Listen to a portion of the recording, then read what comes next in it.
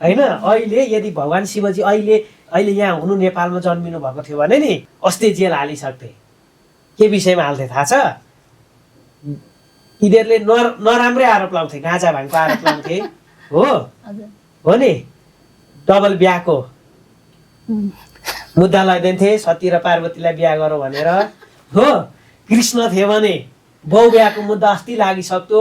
महाभारतको युद्ध गरायो, मान्छे हजारौं मरे भनेर अस्ति कृष्णलाई सकिसक्थे हैन। विष्णु थियो भने पनि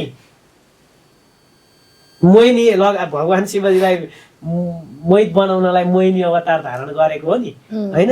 स्त्रीलाई पुरुषलाई मोहिनी लगाउने भनेर विष्णुलाई पनि छोड्ने थिएन नि। यहाँ कहाँ देवीलाई पनि छोड्ने थिएन। यिनीहरूले हालिसक्थे हुनुहुन्थ्यो भने। बुझ्नुभयो नि, झन्ड कलियुगमा हुनुहुन्छ तर आफ्नै अदृश्य रूपमा हुनु।